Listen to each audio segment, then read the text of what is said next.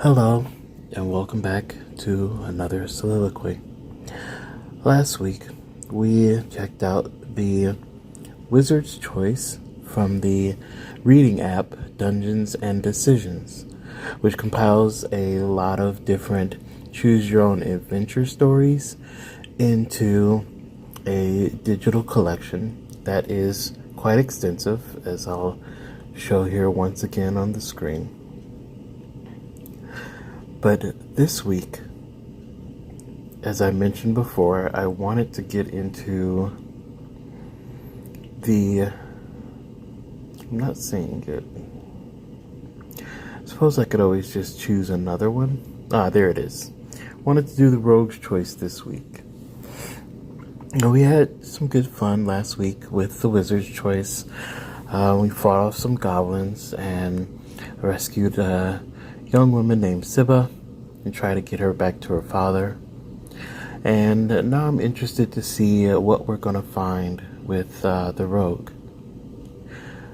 If you want to see where this all started, see more information about this app, please check out the first video, which was Wizard's Choice. But for now, how about we just get into some adventurous reading.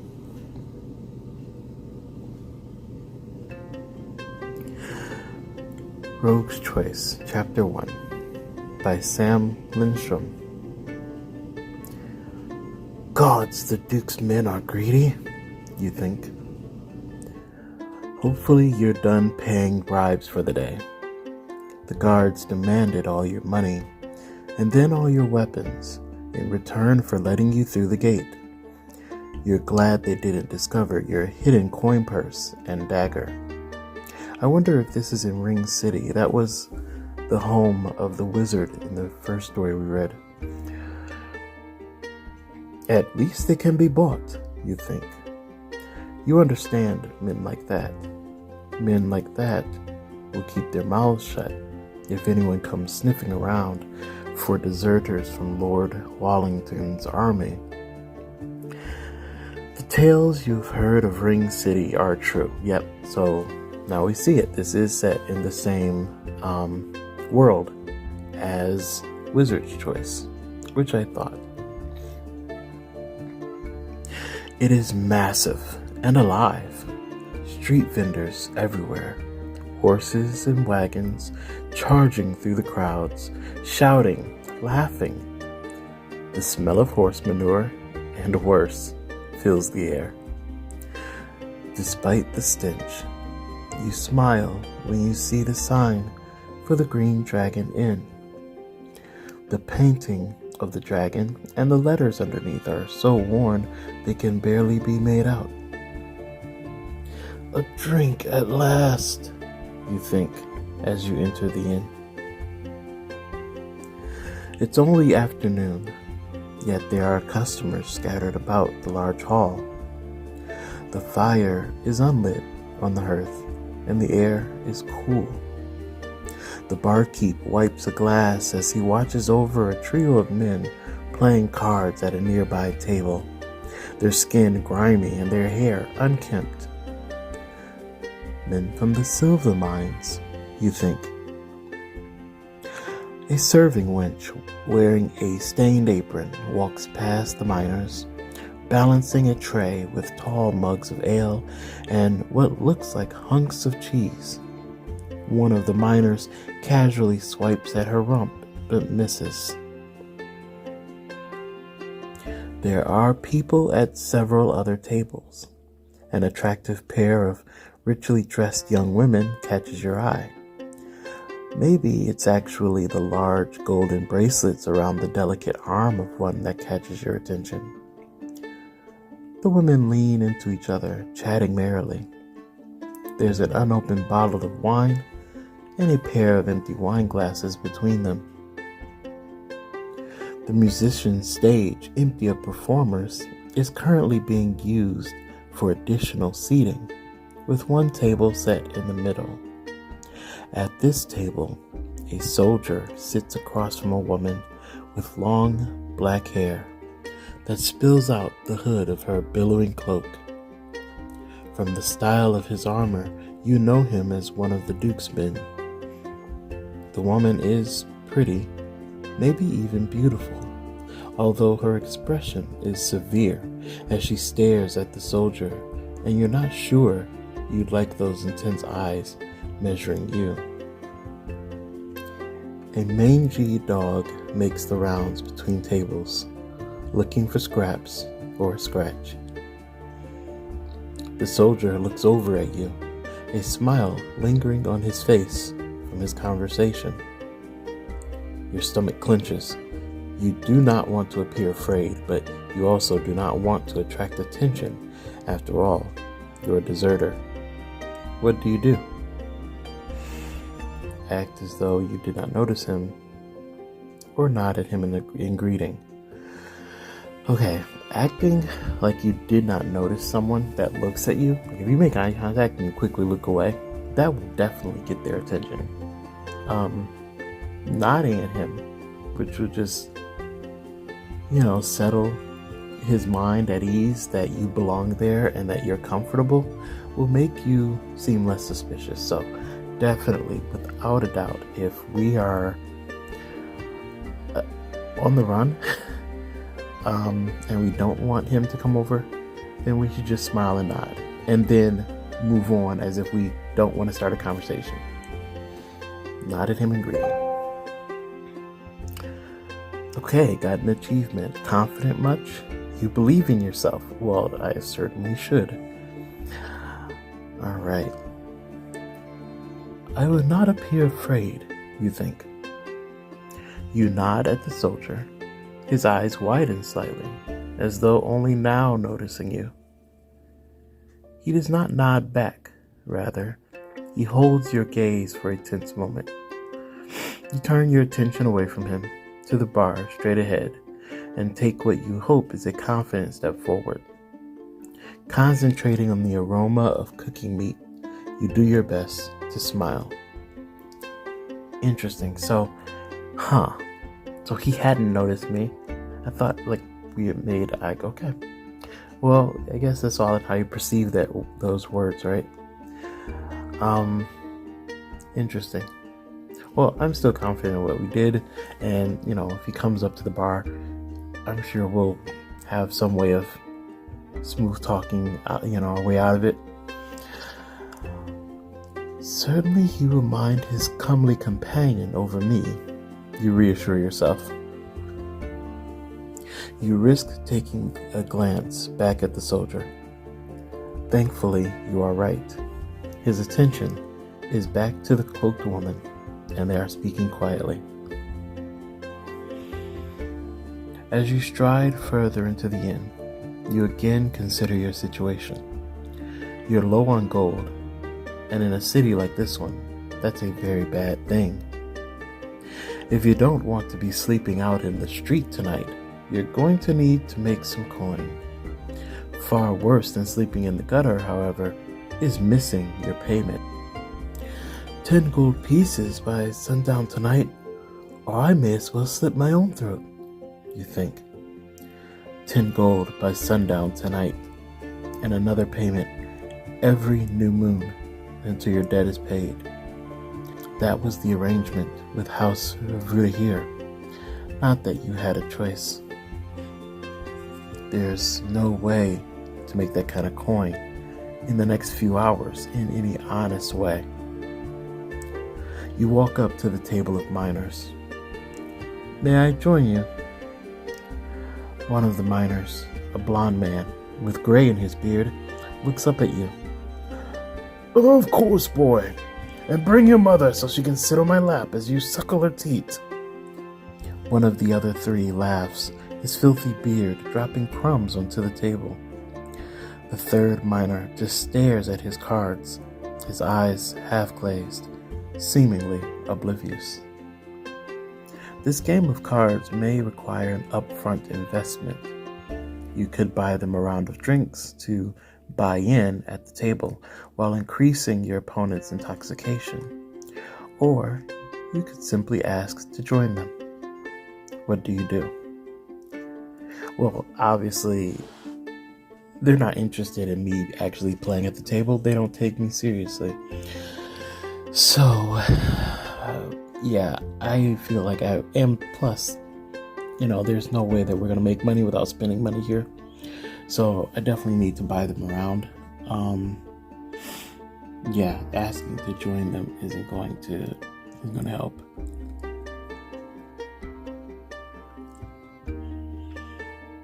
Okay, buy them around. What kind of drink will you buy?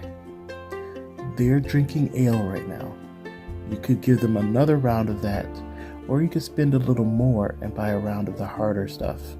Which do you do? If we're gonna do this, we gotta commit, right? The point of us even buying the round isn't just to get in their good graces, earn their favor so that they'll allow us to play, but it's also to make them a little more drunk so they don't notice if we do any sleight of hand. We gotta invest harder stuff. Gold decreases too. A round of dragon's fire for my friends here, you shout to the barkeep, perhaps with a bit more bravado than you intended. The barkeep nods and taps the top of the bar with his finger. You stride over and slap 2 coins down. He smiles a gapped and broken smile. He has a large scar down his throat. There's a little lamb breathes fire, says the blonde miner, pounding his fist on the table. Good, slurs the glassy-eyed miner. I have enough of this watered-down piss they call ale around here. The hard stuff, exclaims the blonde miner. Respect for elders, a real thing. These 3 are already pretty well drunk, but the dragon's fire ought to make them quite a bit drunker. I may not even have to cheat, you think. Gold increases by 9. Morale increases by 2. Look at that. Look, investments paying off. You sip your mead slowly. Nevertheless, you start to feel your thoughts begin to thicken, and so you accidentally spill the remainder of your drink across the table. The glassy-eyed miner does not notice, but the other 2 curse at you as they pull their cards off the table. Young and clumsy, says the blonde miner, whom you now know as Lindar. Pointing at your mug, he slurs, Respect every drop. You don't win every hand, but these men are soon paying you well enough that you buy another round. The more they drink, the more brash their bets are, and more importantly, the easier they are to read. Lindar taps his fingers on the table when he has a good hand. Bent hums softly to himself when he has a strong hand. Turway, the glassy-eyed one, and certainly the drunkest of the trio, turns out to be the hardest to read. His expression never changes, no doubt because he is about to pass out. Aside from the drinks, you've been ordering bread and cheese for yourself to soak up the alcohol and keep your head clear. The barkeep and the serving wench seem pleased that someone is ordering food for a change. The barkeep keeps close to your table more often than the others, watching with his gapped teeth. Evidently, you're the big spender in the room. It occurs to you that you could probably take quite a bit more with the aid of some sleight of hand. You have a high card that stays tucked in your sleeve. When you were in your lord's army, you used it for card tricks, something to while away time and entertain. However, when the mark is easy, what do? Cheat for a little while or play straight? I don't trust cheating because Like, okay, we poured a lot of alcohol into them, and that was the whole point, right? We invested to keep them like weak-minded and easy to read, as it says here, which made them easier to pull money out of. We're doing great. We shouldn't get greedy. The thing is, though, that it says here in this paragraph, the barkeep keeps close to your table more often than the others, watching, because evidently we're the big spender. They are going to be paying close attention to us to see if we quickly ask for more drinks, if I ask for more food, refill on that glass that I spilled, or just anything.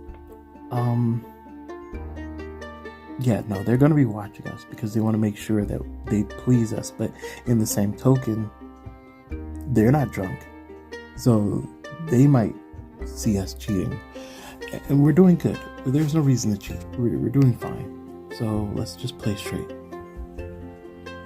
Okay, gold increases 3. The miners are drunk, but that barkeep and the serving. See? Yeah, exactly. So the miners are drunk, but that barkeep and the serving wench are keeping a close eye on you. Big spender or not, no barkeep likes a cheat. Cheating causes fights, and no barkeep likes a fight. You have to play straight. You continue to win at first, getting a fine pile, but then your luck turns. The glassy-eyed miner Turway gets on a roll, and you can never tell when he's bluffing or not. You decide that it's time to push away from the table and see what else there is to do.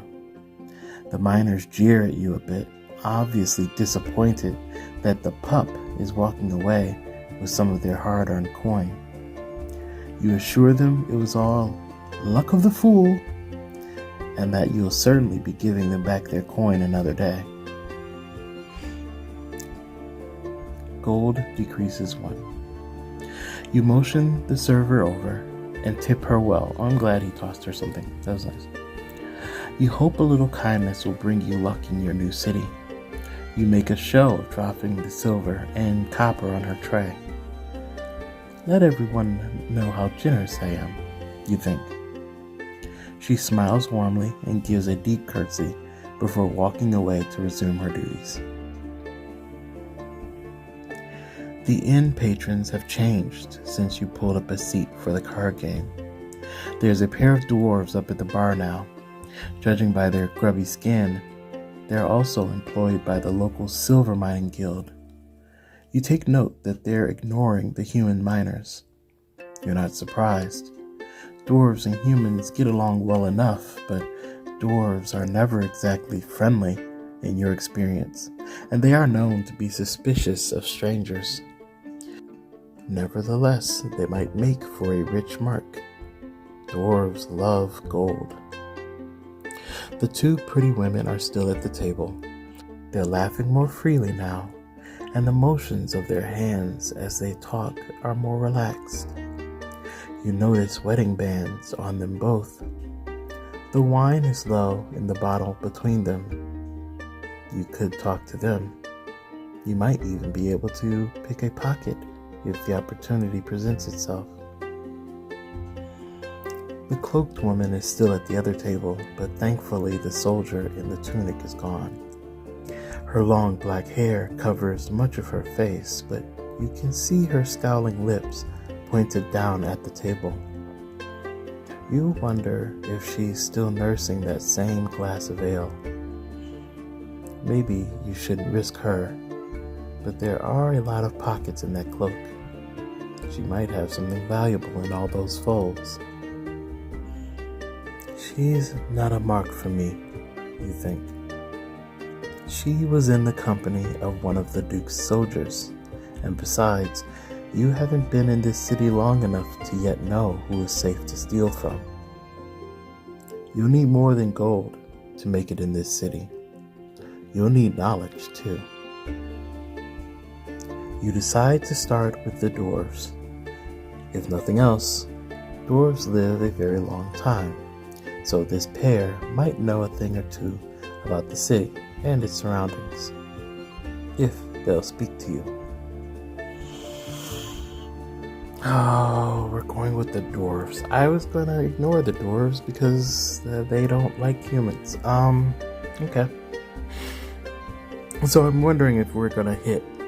Oh no, probably not the woman in the cloak, but I was gonna say, are we gonna hit all three? Since we went into such a big description about. Yeah, actually, maybe the woman in the cloak, we will try to hit her up. But we don't. Maybe for information? I don't know. I'll just keep reading. You're a pace away before the dwarf nearest you turns and narrows his large, dark eyes at you. And what will you be wanting? He says in a loud, gruff voice. Suspicious creatures, you think. It's like he can smell your intention.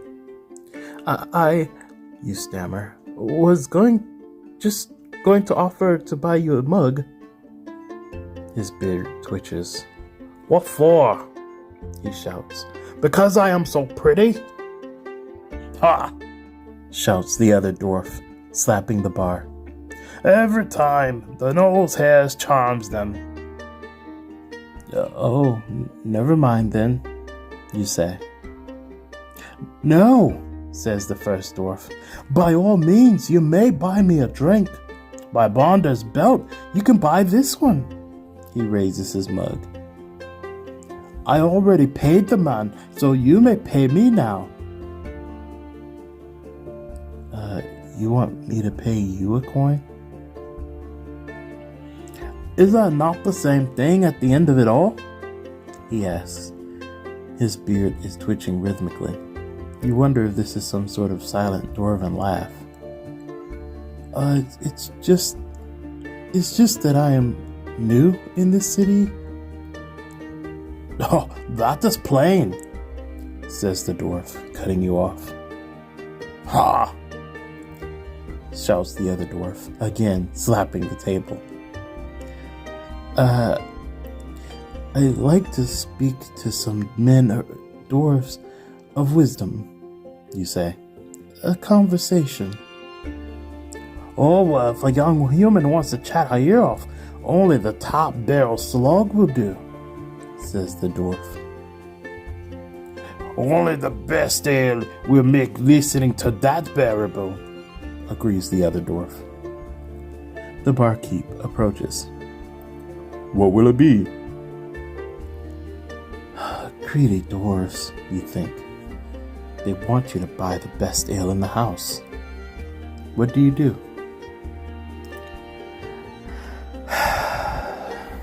I really have a feeling I'm gonna regret this. Like, they're gonna make me buy this ale, and then they're gonna tell me nothing at all. But it can't be expected to gain without giving. I can't make demands of information from them without investing, so buy the best. Gold decreases 3. The barkeep flashes his broken tooth smile when you tell him your order.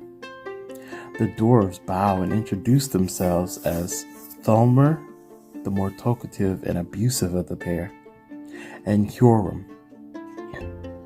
Both beards shake rhythmically as the mugs are placed before them.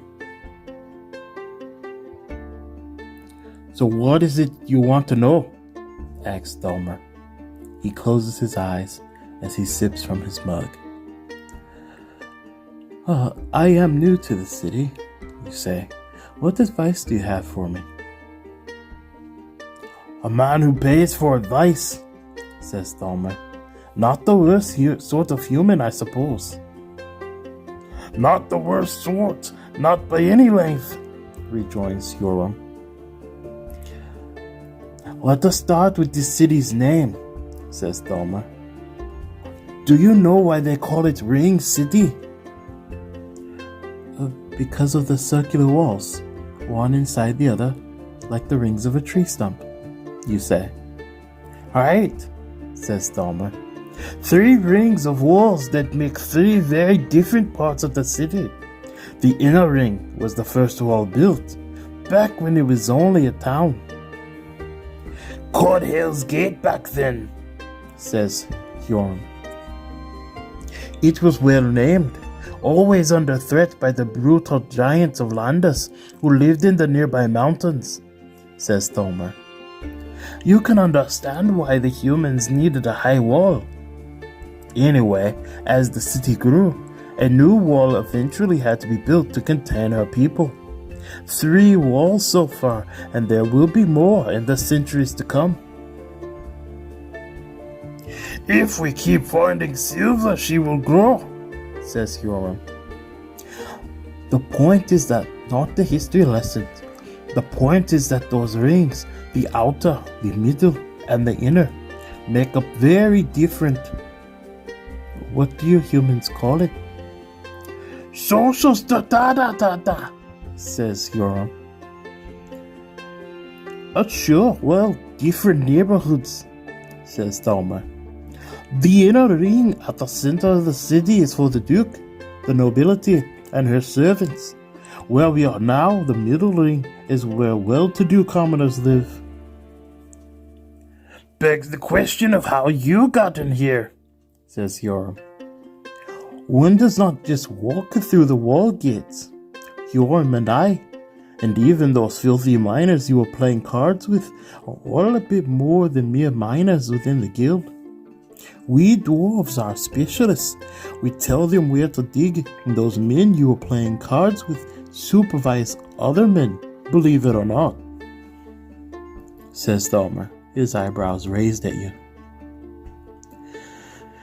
I thought I was paying for advice, not to answer questions about my business, you say.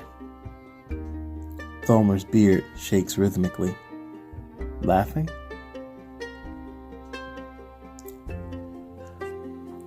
This all circles around to my main ingot of advice, says Thomar.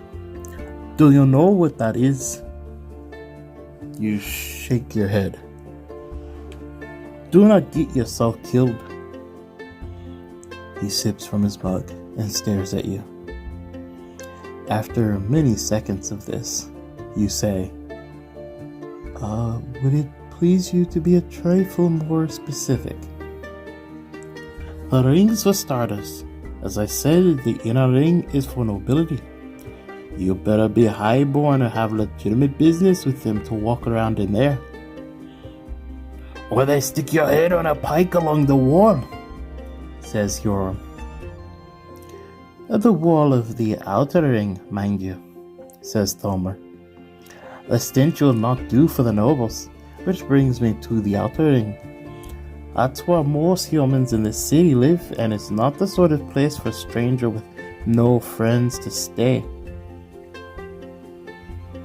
Cut your throat for copper, says Hyoram. And do you think you're safe in the middle ring either? Says Thomar. Take those 2, for instance, he says, pointing at the 2 young women at the table. Don't be trying to get into those petticoats, or your severed head will be on the wall by sunset. They're wed to men who think they are important, but more importantly, other men think them important. Very well, I will not speak to them, you say. I did not say that. I said do not try to get into their petticoats. More to the point, do not succeed. Success is straight out, says Hyoram. Have others succeeded? How should I know? Says Thomar. Well, then how would you know that success... Bander's sake, I've lived around your people longer than you, Thomar scolds. I know how humans are. You fight and die over the tall and skinny ones, says Hyoram. Ha! Nonsense! He slaps the table. Oh, but that pair does like to talk, says Thomar. And they enjoy a compliment or 2. That red one likes to hear herself sing. I saw a boy, might have been a girl, who can tell? I saw a boy tell her she had a fine voice, and she kissed him on his cheek. Boy got a look that was stupid as an iron ingot. happy, I suppose. Ah, humans always look as stupid as an ingot, says Yoram. The two dwarves clink mugs and drink deep.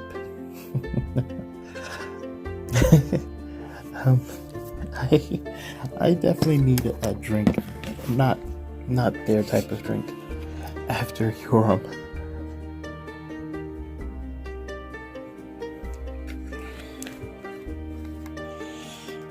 Oh man, I really chose to put myself to work with Yoram. Okay.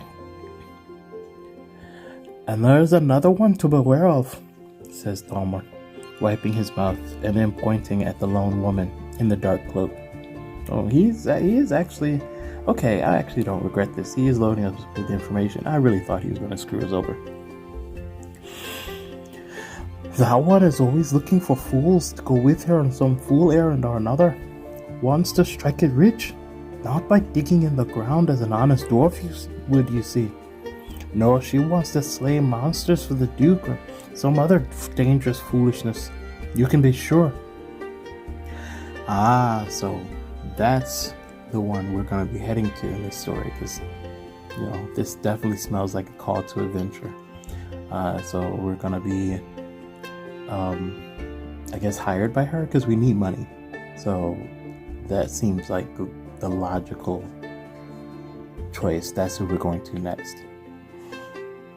She's an adventurer, you ask.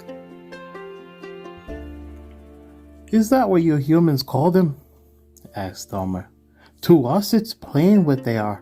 Fools. The two dwarves clink mugs and drink deep.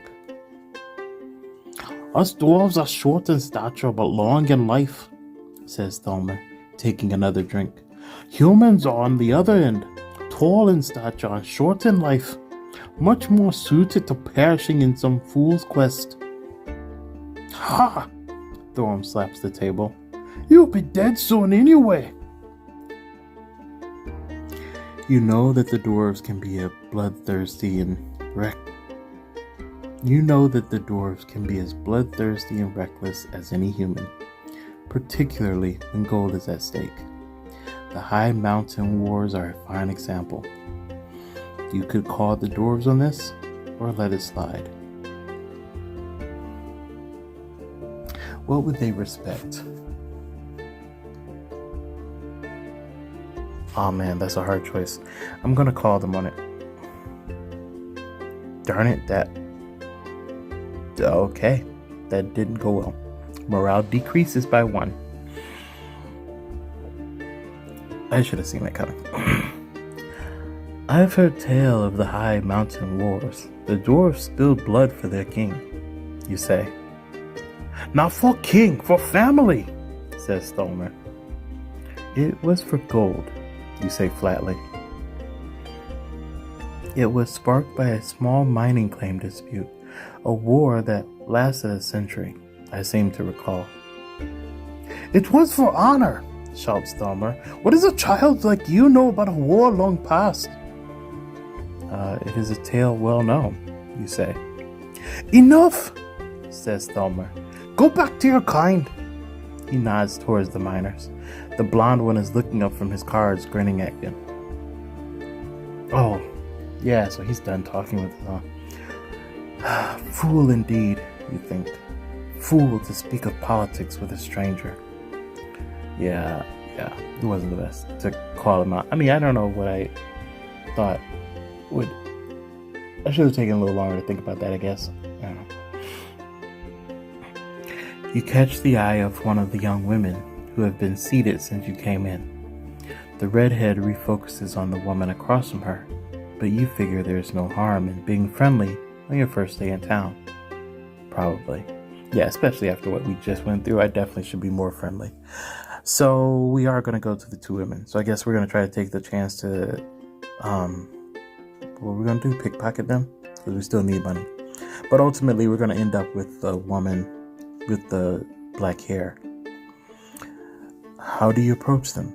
Of course, you could just introduce yourself, but they are in the middle of a conversation, and you need something to interject with. You could make up an excuse based on the fact that you are new to the city. Maybe they know a good butcher. No, it's not the sort of question for a pair of richly dressed and bejeweled women. A recommendation for a good theater.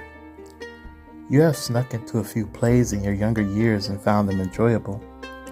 Alternatively, you could pay one of them a compliment. I'd rather ask about a theater.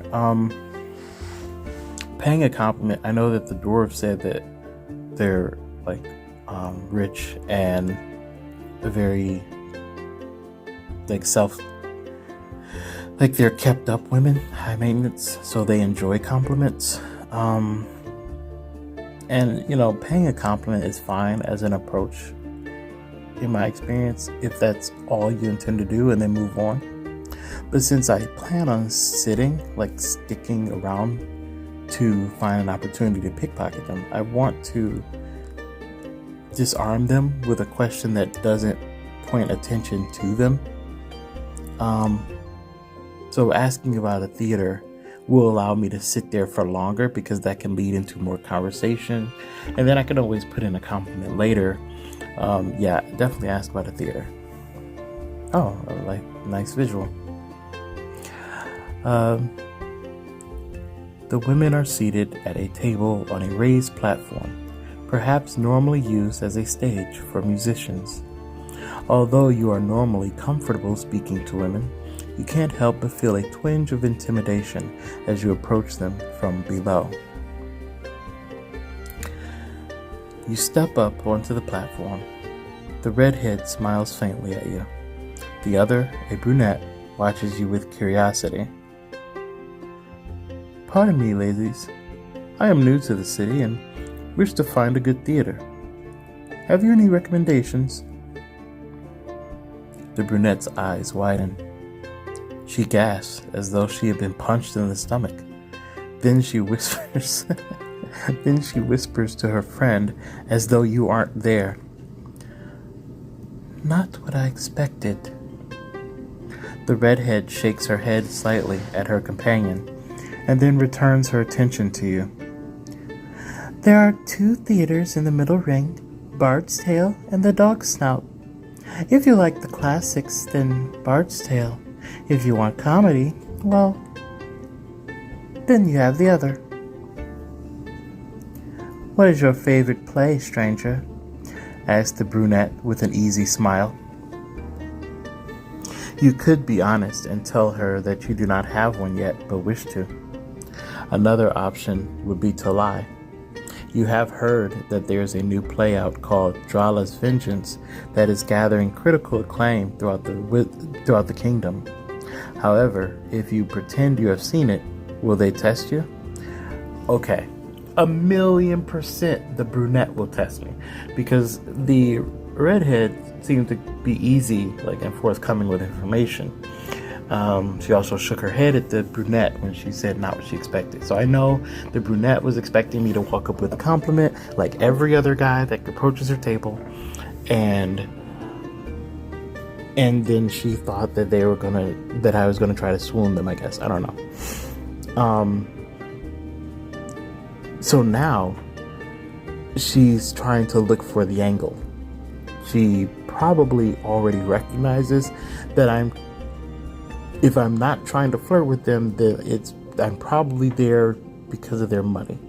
So everything I say, I think she's going to try to test it, but the redhead seems to be more sincere. Maybe that's because of her nature. Maybe she thinks our character is attractive, but she seems more disarmed. The brunette is going to be a problem.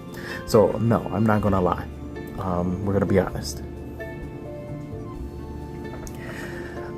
I have not a favorite yet, but I'm looking forward to selecting one.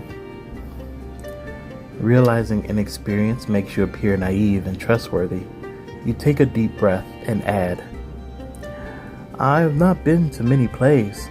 The Giant and the Wolf and A Dragon Squeezes the Bellows are all I have seen. Those are children's plays, the brunette snorts. The redhead gives her a quick glare.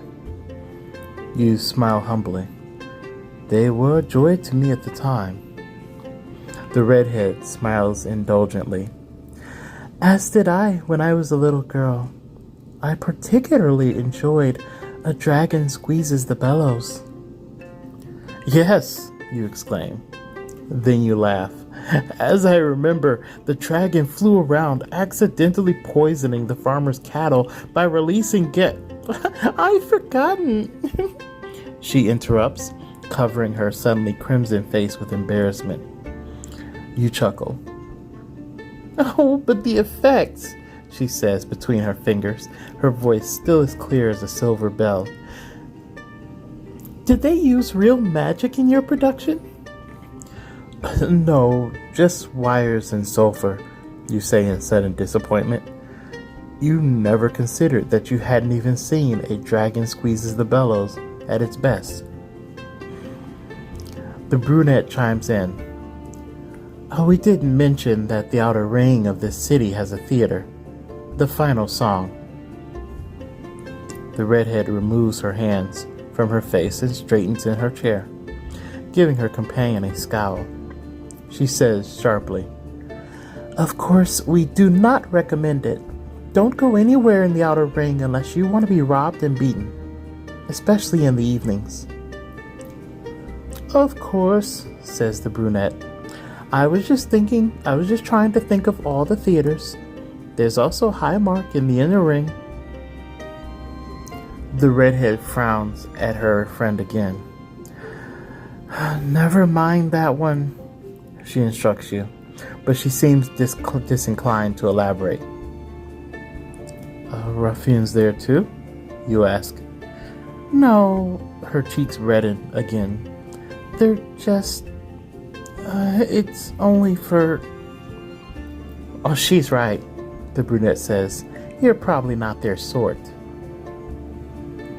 Then you remember what the dwarves explained about the inner ring and realize that she is belittling your social standing. It appears the redhead is the happy drunk and the brunette is the mean drunk. You could say something to that effect, or you could keep quiet. What do? I will shut the hell up because of what happened last time with the dwarves. I don't know why I thought, let's call them out and expand the conversation. I think that's what I expected, is that it would open up conversation as opposed to just letting it slide. It's just, okay, then you say nothing. So I just figured in the game, saying something is always better. But now that they cut off conversation because of that, yeah, we're just gonna let it slide.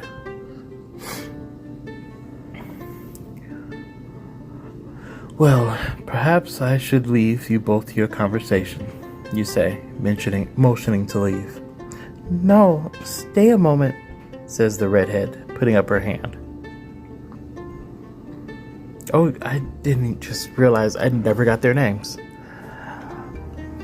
I am Raheshia, and this is Katrain. Twirling one finger in her fiery red hair, she asks, And you are? They call me Dragon, you lie. Dragon, Raheshia repeats with a faint smile. Well met. Well met, chimes in Katrain half-heartedly. It was kind what you did for Emmeline, says Raheshia. Who? The serving wench, Emmeline, says Raheshia. Oh, yes, of course, you reply. Her little boy went under the wheel of a carriage a fortnight ago, says Raheshia. The coin will go to the healer, certainly, says Katrain. By their dress and jewelry, you would estimate these women have plenty of coin of their own. You wonder how much they have given to Emmeline. You decide it would be unwise to ask. You estimate that it's likely that you could lift a trinket or two from these well-bred young ladies without their notice. From their manner, you'd say they're conveniently dulled by the drink. You scan the other patrons and, more importantly, the inner staff. No one is paying you any mind at the moment. What do? Oh man, as much as I really enjoyed the conversation from Rohisha, was it? Yes. Um, great deal of respect for her. Katrine was just exhausting. So, I really feel like we, the dragon, the hoarder of trinkets, we need to be rewarded in some way for having to sit through her beratement and belittlement. Okay, I say that fully understanding that if I get caught doing this, well, I shouldn't think like that. I just make choices and go. So I was gonna say I have plenty of luck and can rewind if I get kicked out. But no, screw it. We're gonna attempt to pickpocket. Oh no. It didn't immediately say that my gold went up, so I'm thinking I might have failed. Okay, lifting jewelry is difficult, and you do not want to get caught for thievery on your first day in the city. Also, you don't even want them to suspect you later, since you will likely be staying in this city for a while. But the precariously loose bracelet on Rohisha's wrist is calling to you. It is probably only gold-plated, but it would fetch several gold pieces, you suppose. She has many such bracelets on her, so you hope she will not miss it. As loose as the bracelet is, you will need some distraction or excuse to touch her. You could try a magic trick, pulling a coin from behind her ear, that sort of thing. You normally use it to amuse children, but these women may enjoy the diversion. Another option would be to ask Rohisha to sing. You have a decent voice yourself, and maybe that can lead to a little dancing and then an accidental touch or two. Finally, there's the old drunken fall routine. You're in an inn after all. No one expects you to be sober. What do you do? Falling on her seems way too obvious. Trying for a duet could extend the contact time. Maybe that'll make it an easier swipe. A magic trick is even better because the whole point is a diversion in magic tricks to make the person look to a certain place while you're doing something somewhere else. But this trick, though, the hidden part of this trick would include a pickpocket. I really like magic trick. I really like try for a duet. I kind of think I want to go with duet just because she especially likes to sing. I think that's the dwarves mentioned that, if I remember correctly. I feel like we're going to try for a duet.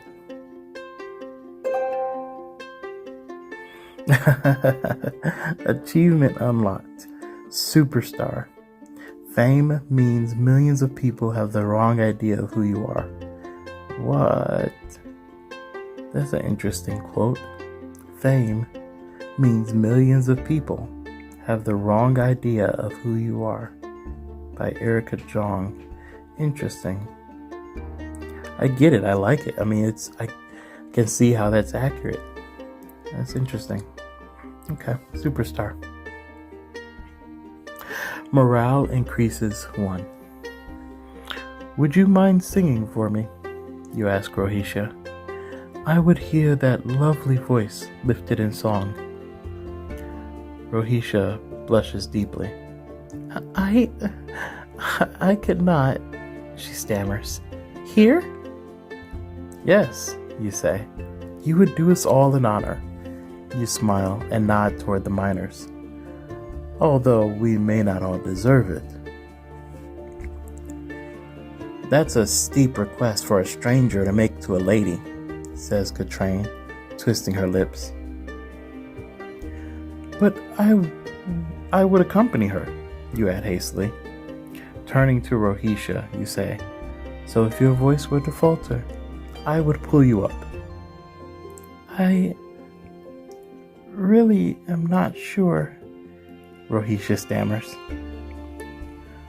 The new child sees her first horizon, you sing. It's a popular song that everyone in the kingdom grows up with, although it's not officially endorsed by the king. It is a song about peace after all. The new snow falls from the sky, Rohisha joins in without missing a beat. Your voices meld together, and it is rather good if you do say so yourself.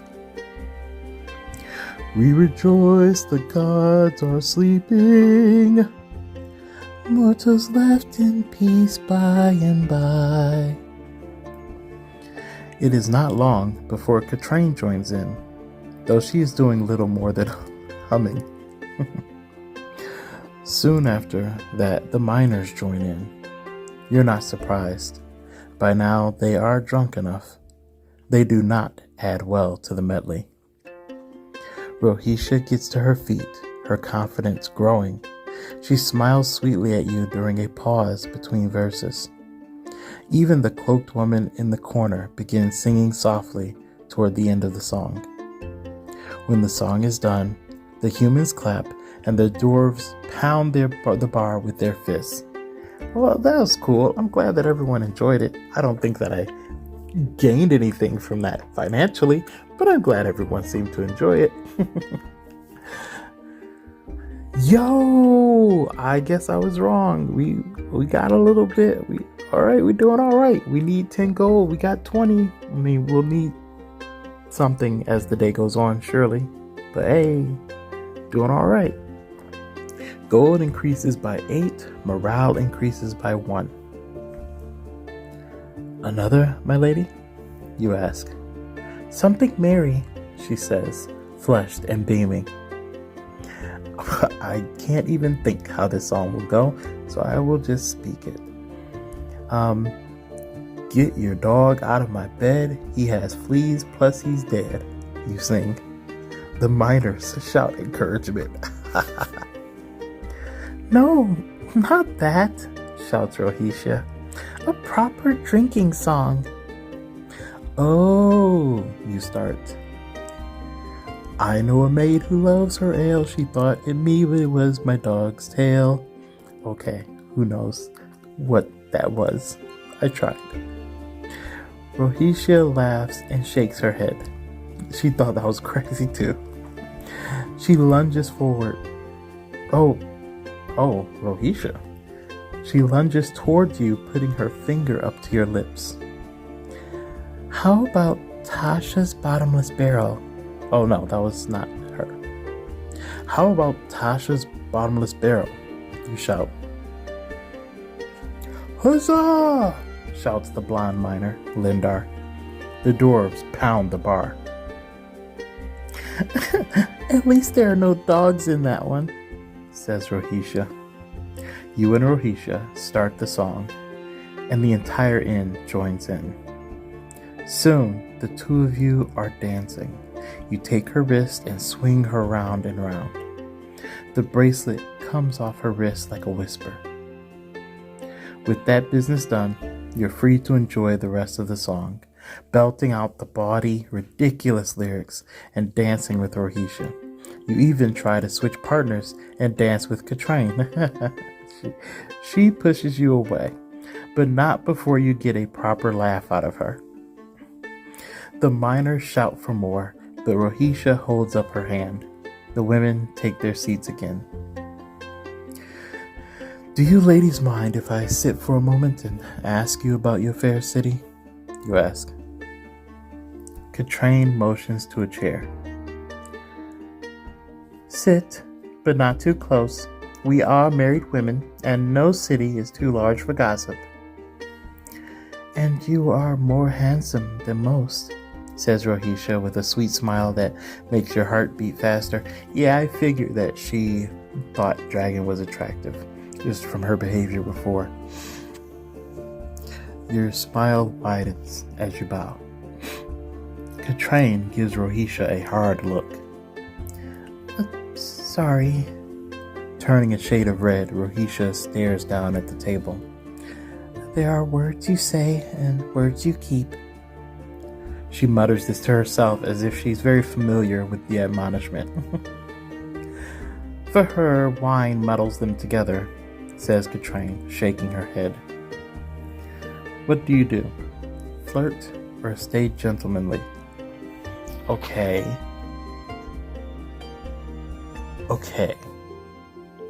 Hear me out.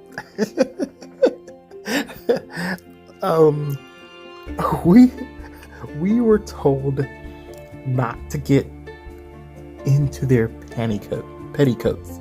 We weren't told not to.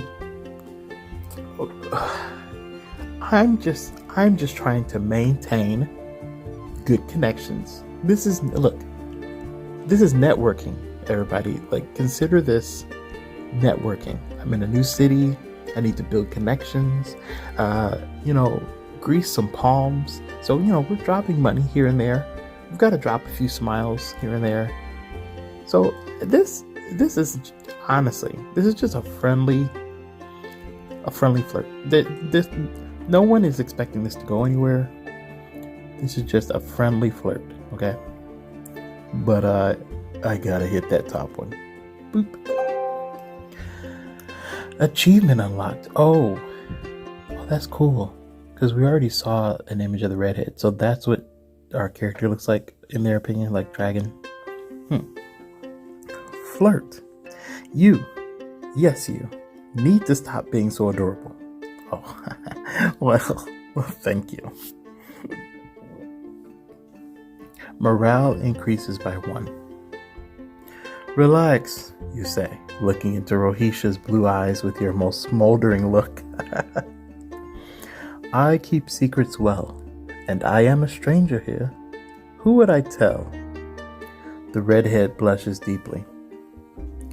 Perhaps it is not that you keep secrets so well as that you leave them behind and forget them, says Katrine icily. Oops, that was a good euphemism.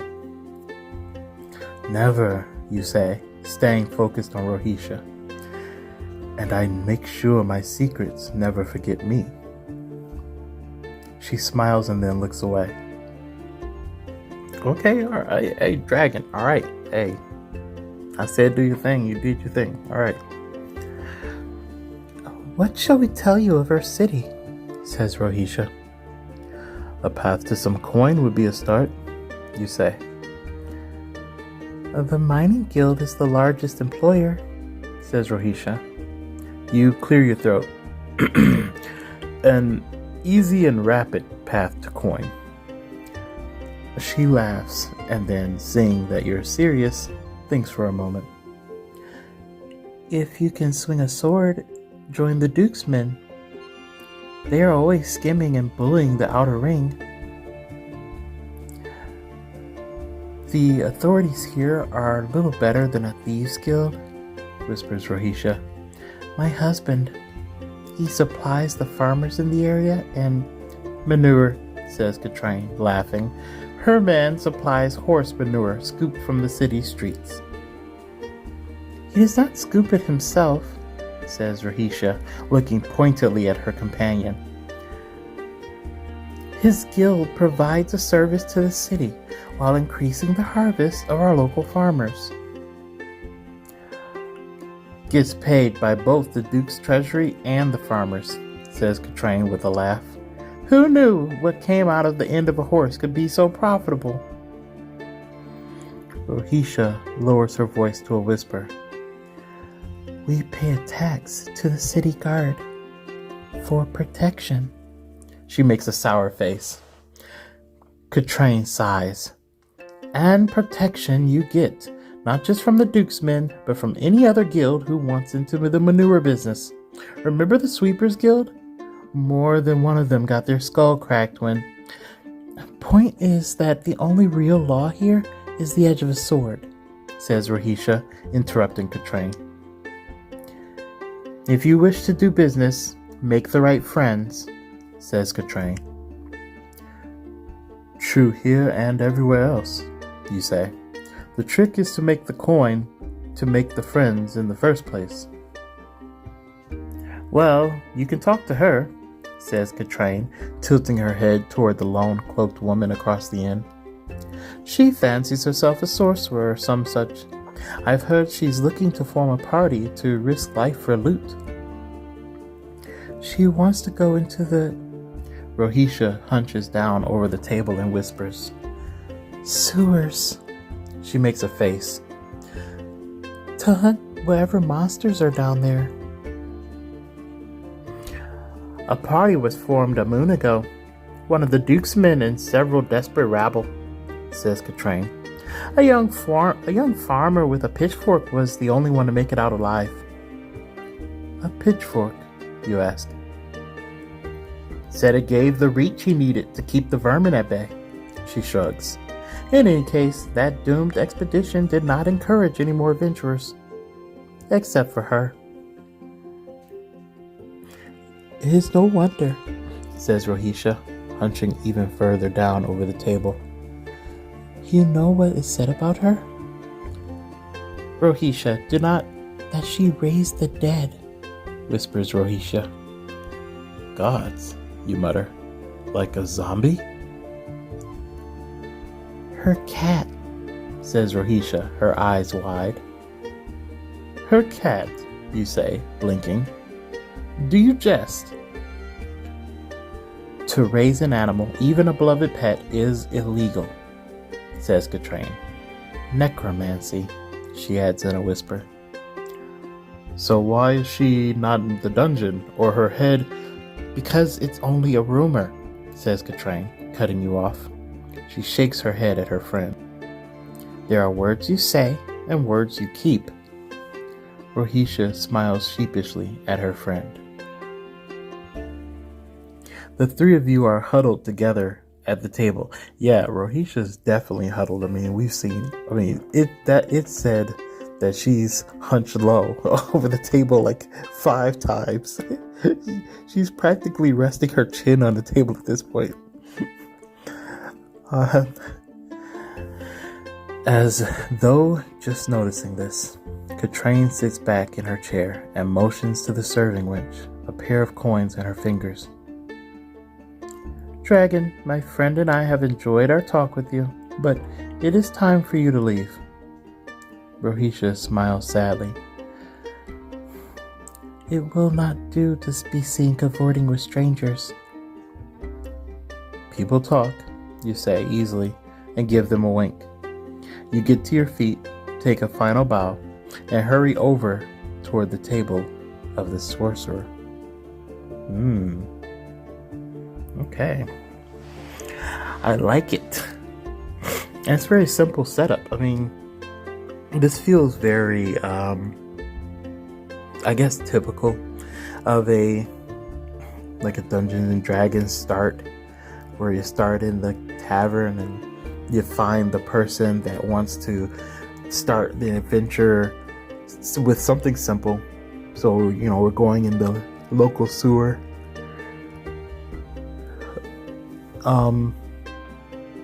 Slaying some monster, little rats or something. Yeah, I like this though. This feels really good. And the fact that it's very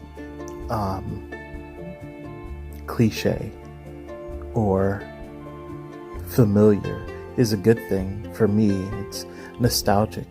I kind of miss the D&D group that I used to play with, and this feels very, it's just fun getting back into using the imagination to go to this little fantasy tavern and look for the prospect of adventure to make quick coin. Yeah, I like it. Alright, if this sorcerer is connected to the local guard, then she may know a thing or two, but she could also be dangerous to a man like you. Be polite, you remind yourself. If she doesn't want to talk, show respect. Right, so because we saw her talking to that knight earlier, we're going to treat her as if she is one of the soldiers herself. You clear your throat and put on your most sincere smile as you say loudly enough to catch her attention. You look like you have a lot on your mind. She looks at you, and her eyes flash yellow as her clothing shimmers for a moment. It's a nice visual. Yeah, she is pretty. That looks really cool though. Like, so she's a mage. She looks the way you would expect most rogues to look. So I like that. I like that aesthetic. God, she is a witch, you think. Then her eyes darken, and her clothing is dark and normal.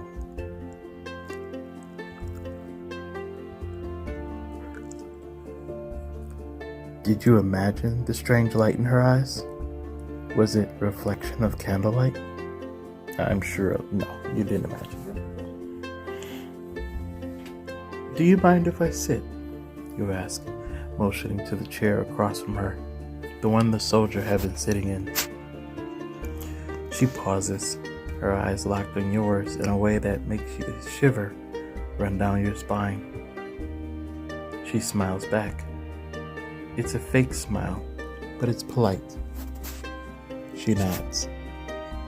You take a seat. I am Dragon. Her eyebrows rise. You go by the name Dragon. Isn't that a bit self-aggrandizing? What is she on about, you wonder? Very well, you can call me Red Dragon, Rooster, or Warhorse. Rooster?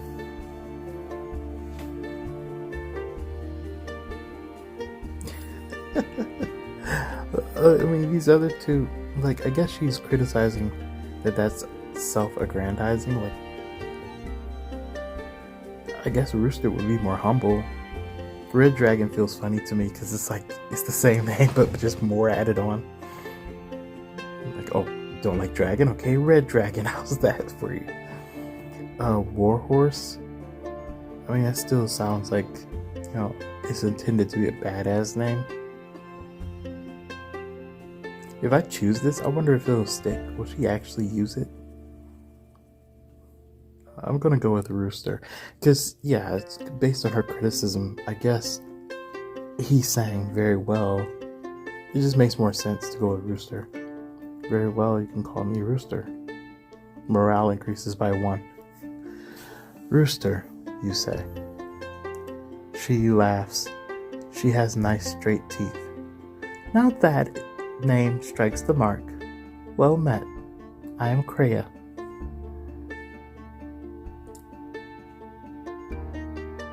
You relax into your seat. Oh yeah, I guess we're going with that. What can I do for you, Rooster? She asks. You're impressed that she actually said your new name with a straight face. How do you answer her? You could tell her that you're new in the city and would like to talk to a local. Another option would be to flirt. She might be attractive with a little paint on her face and a proper dress. Or you could pass yourself off as mysterious, maybe make her guess. Definitely not flirt with her. Unlike the other two ladies, she seems more edgy, and I think that would be deflected very quickly. I don't want to be mysterious because she'd see through that. I just want to talk to a local. She's seen me bouncing around the bar. It just makes sense that I'm trying to introduce myself to a new city. Yeah, I'll just go with the same angle I've been telling the other people. I am new to the city, and I was hoping I could find a local to tell me a bit about my new home. You say. You're not just passing through then? She asks. No, I mean to stay a while, you say. At her expression, you ask, why do you look so surprised? I've never seen you here before, she says, and your manner of speaking, your accent, Says you're from over the mountains. I have an accent, you say. She smiles. It is so slight that most would not notice it. I study people. You shrug. You'd rather not talk about where you're from. That could lead to other questions.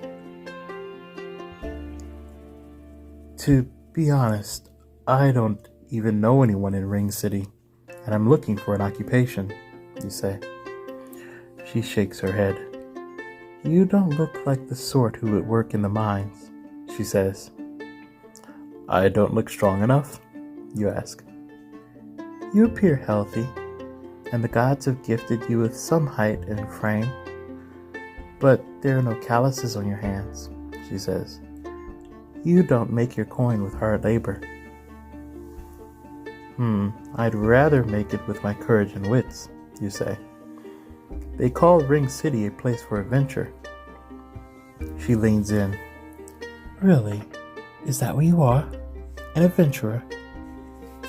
You nod. Well, that got her attention.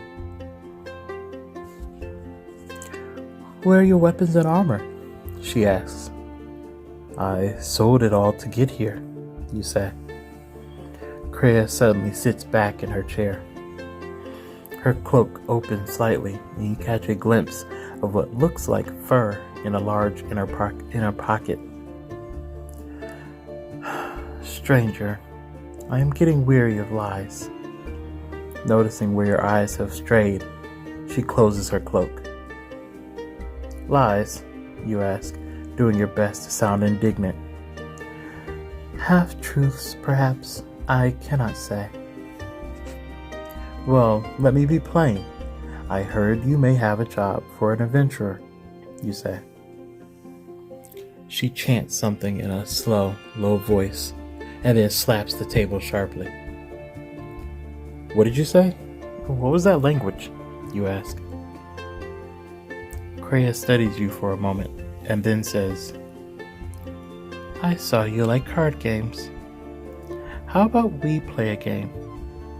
If you answer a question of mine truthfully, then I will answer one of yours. You shake your head. I'd like to know a woman better before I play games with her. Come now, she says, leaning forward. She is showing a bit of cleavage now. How did that happen? Did her clothing change? You look up and catch her eyes. Yeah, what? Yeah, that's weird. What a fine creature this is, you think. Very well, you say. She spits on her hand and holds it up. You spit and shake. She chants something else again in that low voice. All right, I will ask first, she says with a satisfied smile. I do not care about your real name, but if I am to do business with a man, I want to know whom he is running from. I am not running from. Whom are you running from? Your thoughts stop and your words begin to spill out in a torrential whisper. My family is one of the highly skilled gamblers and expert thieves. Almost a year ago, my father stole from the wrong man, a man with connections to House Ruda here. The house murdered my mother. They sold my father to Lord Wallington's army. When he fell in battle, they sold me into the army, and now I carry his debt. I am to pay 10 gold by sunset at each new moon. You pause as you fight your compulsion to speak. Gods, she has bewitched me, you think. Pain flushes through your mind. Must finish. Lord Wallington cut wages for his soldiers, and there was no plunder to be had. I feared I would not be able to make my payments for long. When I don't, they've promised the rack and torture, a slow, miserable death, and that my sister will be sold to slavers. You pause again, fighting the enchantment. but you cannot. I deserted. I had no choice. So I am also running from Lord Wallington's bounty hunters. The fist around your mind loosens. Curse you, you hiss at her. You are a witch. You peer around the inn, afraid that your revelations will have ruined your chances to glean money here. Thankfully, no one seems to be paying attention to you. And you are a thief and a renegade. Her voice has no malice. In fact, it sounds kind. Now, per our agreement, you may ask a question of me. But you won't be forced to comply as I was, will you? You say with a glare. But I will, she says quickly. That is the way of magic sometimes. It gives and it takes. She smiles. Now that I have answered your question, I will ask another. What value would you bring to my adventuring party? You're still gaping in outrage when the words start streaming of their own accord. I am a good scout. I can move quietly and unseen when it pleases me. I have modest skills at picking pockets and locks. I have been trained with a few weapons and understand battle tactics. Better that time, you think. At least you did not go on and on with your blabbing. However, you're unhappy with your use of the term modest skill. Truth is often cruel. Kreia nods. Hoping to avoid spilling more uncomfortable secrets, you straighten your cloak and say, It is time for me to go. But you get to ask me another question, she insists. But ask quickly. The spell lasts only so long. Well, she already pulled your most pressing secret out of you straight away. Perhaps now is the time to learn something from her. Several options come to mind. Your first question could find out whether or not you can trust her. You'd certainly like to know if she's an evil witch. You're desperately curious to know whether she raised the dead as Rohisha claimed. It might be more practical to ask what she brings to the adventuring party. Is she a powerful wizard? What do you ask?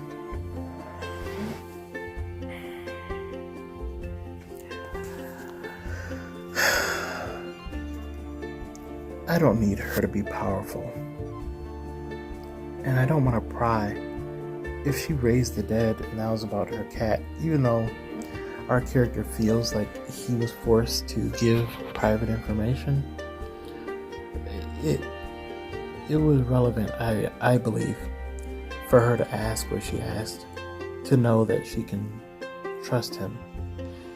So she needed to know what he brought to the table, and she basically asked if she can trust us by asking what we're running from. She needs to know what problem she's going to be taking on, right?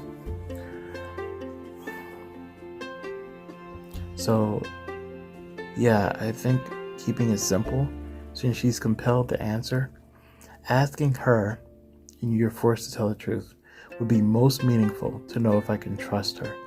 We can work together as far as strength. I don't care if she's raised the dead, or at least not her cat. If she has raised the dead, I'll find out in combat if we ever need to do so. But what's most important is that she's not going to abandon me. And if she admits truthfully that she can be trusted, then I know she can be trusted, because that means her intention is to back up her words. Yeah, ask if you can trust her. Morale increases by 1. You're not sure how many truthful answers you will get with this spell, so you decide to go straight to what matters. If I adventure with you, can I trust you? Are you an evil witch? You ask. I will never betray anyone who conducts themselves honorably, she blurts out. The word honorably is a slippery word, you say. The word honorably is a slippery word, you say. According to whose honor? Another question. It is my turn, and I will ask along the same lines, she says again, leaning forward. Can I trust you? Yes, you say automatically. And the answer surprises you. So long as I trust you, then you are a friend to me, and I have never betrayed a friend. She stares at you for some time, and then nods. My turn, you say. You give Kreia your most evil grin. Is it true that you have raised... Wait, so he's going to ask that anyway. Well, I'm glad I didn't pick that. Or I wonder if it would have come to this screen if I asked about the dead. I don't know. But I'm glad I didn't pick it, because he asks anyway. Is it true that you have raised the dead? She scowls and hesitates. She bites her lip and then finally says in a whisper, Yes, I raised my familiar, a raven named a Mighty Beak. A raven, not a cat. She laughs uncomfortably, shifting in her seat. I am not surprised that is what you heard. They think witch and then think cat. In any case, it did not work out. Once raised, he was nearly mindless and constantly hungry for flesh. Far worse than when he was alive. The poor thing could not even fly anymore. I destroyed it the same night. Her spell really does compel her to speak the truth, you think. Unless she is being clever. What do you think of rats? She asks. Rats? You pause. You feel no compulsion to answer. After a few seconds, you smile triumphantly. Evidently, your spell has lost its potency. I shall decline to answer your question. Kreia frowns, opens her cloak, and digs around for a moment. She then throws a furry animal onto the table with a long, naked tail. Rat! You gasp as you tilt your chair away. It lies limply in front of you. Its eyes are closed. Its mouth is frozen open, revealing yellowish incisors. I presume that you do not care for them, says Kreia with a chuckle. Who? You stutter in a whisper. Who carries around a dead rat? You look around the inn. Katrine is staring at your table. Her face is contorted in disgust. Put it away, you hiss. Kreia continues to smile as she carefully lifts the dead rodent off the table and stuffs it into her cloak. Maurice was my most recent familiar. Her smile fades. Trampled by a horse. Broke his back, the poor dear. Man, okay, so she's a weird one. She's like one of those people. Those, yeah, I know her type. I encountered her type in school. I think it is time I take my leave, you say, scooting back your chair. And what of House Ruda here? She asks. Even if you have your payment by sundown tonight, what about the next moon? I'll manage, you say, standing. They stop at no expense. They hire the best diviners in the kingdom to scribe for debtors, she says. They have a reputation to protect, you agree. Just then, the door to the inn jangles open, and you look up. Rohisha and Katrine are leaving the inn. Rohisha glances back at you as the door shuts behind them. Never mind her, says Kreia in a soft voice, nodding at the door. She needs to get back to her wealthy husband anyway. You turn back to Kreia. She motions to your chair. People like you and I must make our own way, and I have a proposition for an avaricious man such as yourself. It's not just for me, you say. Your sister, I know, she says with a dismissive wave of her hand. Everyone has heard tales of how House Rudahir settles debts. You sit.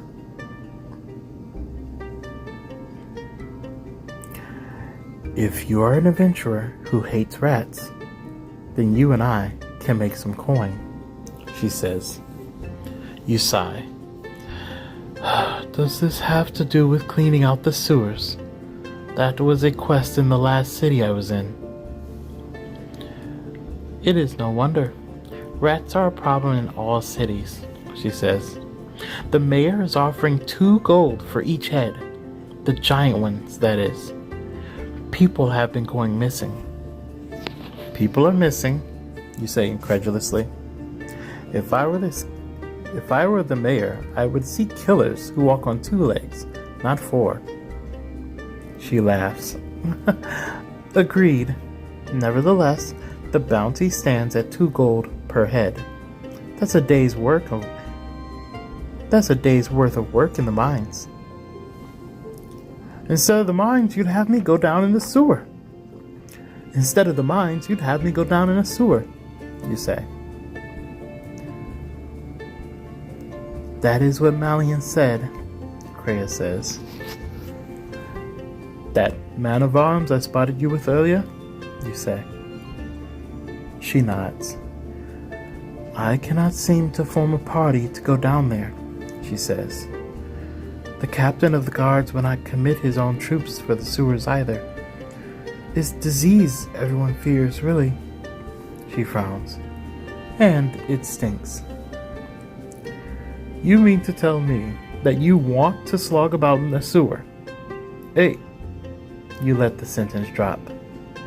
A woman? She asks, her eyes narrowing. But it's unusual, you must admit, you mutter. I'll have you know that I'm a wizard who can summon death to those deserving of it, she says, her face hardening. Like you, I could use some coin, but unlike you, I'd use it for books and instruction rather than card games, drinks, and... Her voice trails off. Now it's your turn to finish her sentence. What do you say? Okay, well, what she was probably going to say was the top one.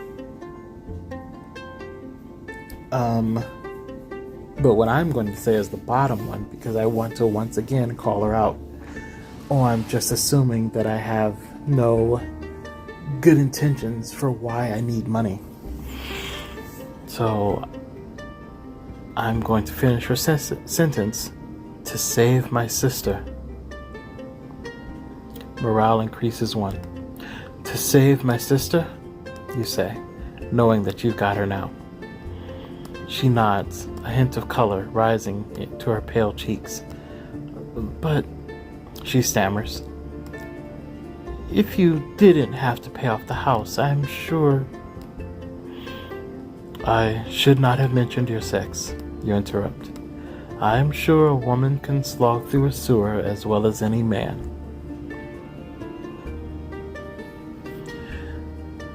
In any case, the captain of the guards for the outer ring has promised me one of his guards for protection. But this guard will not get a cut of the bounty, says Kreia. A trained and armed guard to provide protection, but without a share? Ignoring you, she continues. We'd split the bounty 2-1, my favor. That is, if you hold up your end. The sewer is the last place you want to go in this city.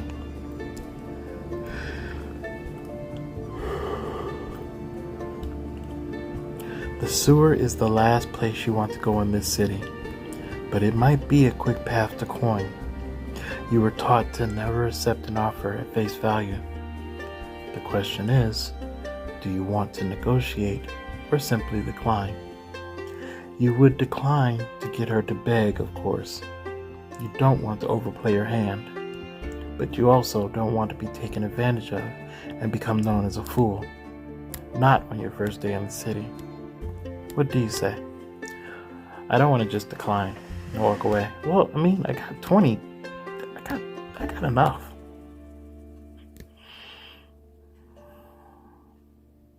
And I know that she's desperate. She's already said that she just can't form a party. She thinks she has me on the hook.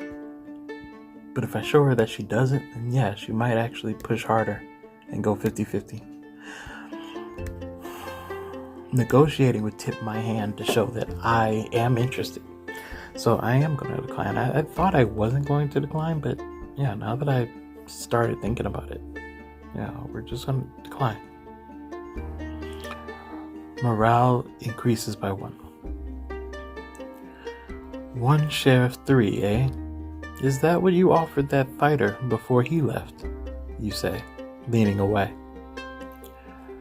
He is a veteran warrior and well equipped, she says. I politely decline your offer, you say. It looks like it will be only you and that hapless guard slogging through this. Very well, half each, she says, cutting you off. Her mouth twists. But you will go first. You call yourself a scout, so that's what you will do.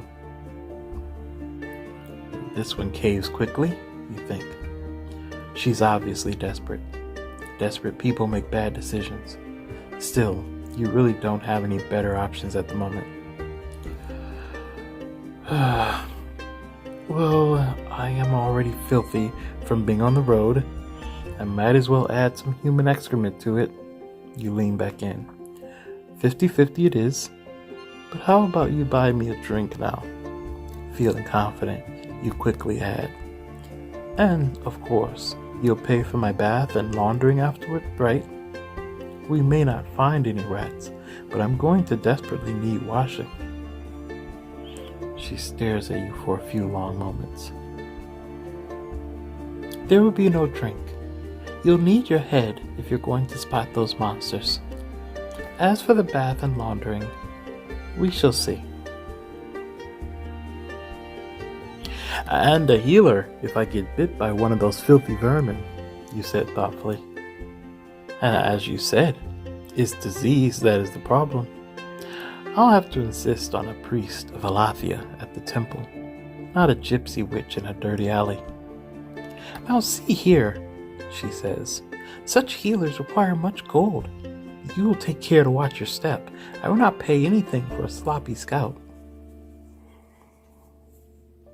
You regard her for a moment, and then suggest amenably, why don't we have the lone card go first? Let's save your coin for healers, if we can. She shrugs. If he will do it, I do not imagine the captain of the guards will send us his finest stock. Besides, no man of the Duke's has pledged fealty to us. Well, let us go find out what is offered, you say, standing up. You grab her ale and guzzle down what's left. She stands up, her mouth slightly open. You'll need a clear head for those spells of yours, you explain. Come, let us smite some vermin. Okay, I like that. That was cute. I must warn you, Rooster, she says as she stands. I had a dream of Olanias. The god of glory, you say. It is a good omen. Where there is glory, death stands near, she says. We may find more than rats on this adventure. You will need all the courage and wits that you boast of. Courage and wits are my shadow, you say, mustering your most confident smile. Do you need to remind a shadow to follow? Kreia motions to the door. Lead the way, Rooster. As the two of you emerge from the inn, you notice that the sun has sunk low on the horizon. Gods, it's later than I thought. Kreia shields her eyes as she peers toward the sun. Do you know where to make your payment to the house? It is due by sundown, you said. I was told of a place in this middle ring, yes, you say. That is why I had to bribe my way into this district. Those greedy guards. They know a foreigner when they see one, she says. You better attend to that business before we go see the captain of the guard. What do you do? So at this point, depending on how well we did inside, so I wonder if we did well. Like, is it possible to overextend yourself and not have 10 gold by the time you come out? So anyway, our choice is make the payment of 10 gold, ask for a loan, or do not make the payment. I mean, even though I have enough, I could ask for a loan just to see how much you'd give me, but I don't want to do that. We're going to be working together anyway. No, I'll handle my own issues.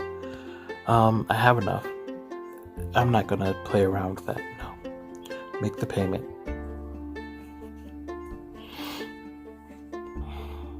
My sister will remain free for another moon at least, you say. Which way to the puppet maker? Kreia leans in and whispers, Seraphina, the puppet master, is your contact for House Veruda here. Appropriate, I suppose. You shrug. I do not know anyone's name, only the place. Kreia gives you directions. Against the odds, you have the coin you need in time for the payment. That much you're proud of. Nevertheless, you feel a pit of anxiety in your stomach. At least while you were in Wallington's army, you dealt with a reliable House Veruda agent. No one was going to double-cross you in the middle of a soldier's encampment. But here I must be ready for anything, you think. You hurry down the street to make your connection to the underworld. To be continued. Okay, so that was the end. Wait, that was the full end. Okay. Show stats for this volume. Awesome. Completed chapter 1 of Rogue's Choice. Survived to the end of chapter 1. Survived? Could we have died? How? When? How? Okay. Interesting. I wonder if I didn't make the payment. Interesting. Okay. Oh, awesome. So last week, when playing the Wizard's Choice, I did talk about the ending of the chapter and how morale and luck play into the score that you get. Now we actually get to see it. Last week, the video cut, I ended it an hour through. It was a little early, and I ended at a checkpoint. So this was a shorter chapter, so I get to actually demonstrate what this looks like. So we had 5 total points, 68 total luck. Nice work playing a rogue. Your total score is 490, earning you the reputation of cunning rogue. The table below shows where you rank. So I came in based on the choices I made through that chapter. According to their scoring, I came in at like the second best possible route. I came in a cunning rogue, which means you got a score of 400 or more. And my score was 490, so I was just short of getting fearless, cunning, and lovable rogue. I do wonder where I could have squeezed the extra points from. I do know we lost morale at one point, didn't we? I should have let it slide with those dwarves. If I let it slide with those dwarves, that would have gotten me over 500. It would have, because 490 is my score. And morale, I have 8 morale, and each morale is times 30. So if I had 9 morale, I would have gotten a score of 520.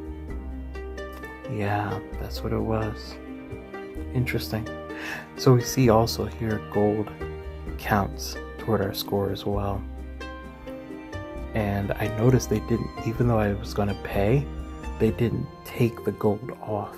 So that's going to happen in the next chapter, I suppose. Hey, you survived. Nice.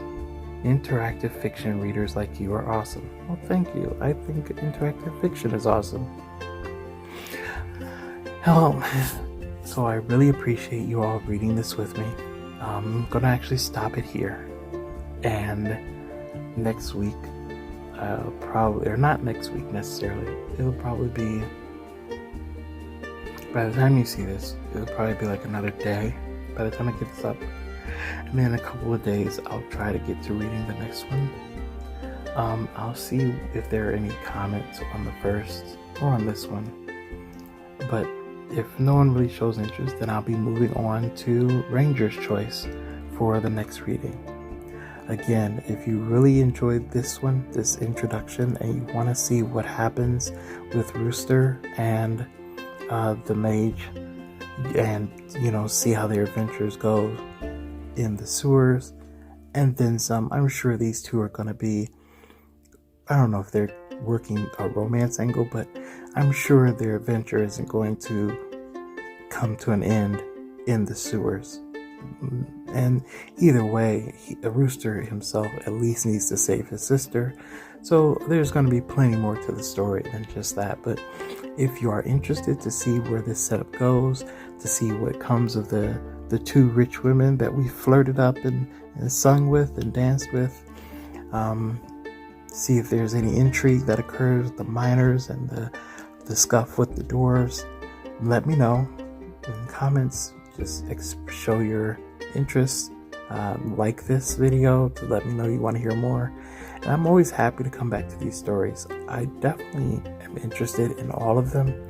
I want to go further in the Wizard's Choice.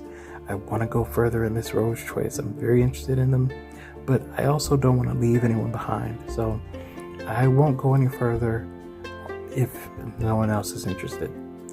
But again, next week, or next video, stop saying that. Next video, I do plan on going into Ranger's Choice and checking that one out. And then after that, maybe I will try, we'll see if anyone gets interested in these other videos, but after Ranger's Choice, I will try Demon's Choice. Now, I said that I love Demon's Choice. I have loved it. But if I remember correctly, there was some mature stuff on that one, so I may need to mark it as mature content for YouTube's purposes. So hopefully that doesn't stop anyone from being able to experience that if they were interested. And if possible, I don't remember exactly what's in that first book, but if possible, maybe the first chapter I won't mark as mature, but definitely as it goes on, there are some very mature content in that story. But again, with that all said, I appreciate you joining me and enjoying this story if you are indeed still here. And until next time, sleep well.